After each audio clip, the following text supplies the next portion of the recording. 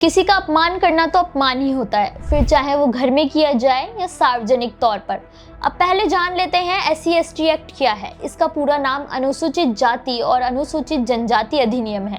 इसका मकसद दलितों और आदिवासियों को जाति के आधार पर होने वाले अपमान, हिंसा, अत्याचार से बचाना है। अगर कोई व्यक्ति सार्वजनिक स्थान पर इन समुदायों के व्यक्ति को जाति सूचक गाली देता है, मारता है या उनकी संपत्ति को नुकसान पहुंचाता है तो उसके खिलाफ सख्त सजा का प्रावधान है। ये कानून पीड़ितों को तुरंत न्याय और सुरक्षा देने के लिए बनाया गया है।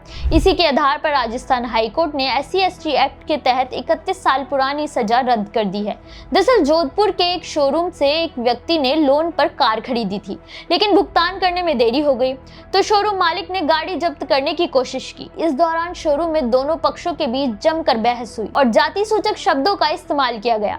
शिकायतकर्ता ने दावा किया कि ये अपमान SC/ST एक्ट के तहत आता है, क्योंकि उन्हें सार्वजनिक रूप से नीचा दिखाने का प्रयास था। कोर्ट ने इस मामले की सुनवाई के बाद 1994 में आरोपी को दोषी ठहराया।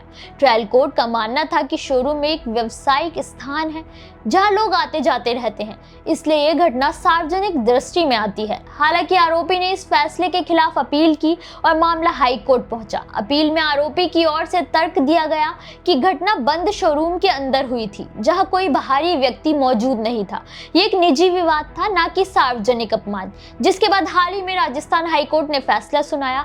कहा किसी ने जाति को लेकर गाली प्राइवेट में दी या पब्लिक में, अब इससे मुकदमा तय होगा। राजस्थान हाईकोर्ट का मानना है कि अगर किसी की जाति को लेकर गाली प्राइवेट में दी गई है तो उससे SC/ST एक्ट का केस नहीं बनता है। यही कारण है कि हाईकोर्ट ने SC/ST एक्ट के तहत 31 साल पुरानी सजा को रद्द कर दिया है।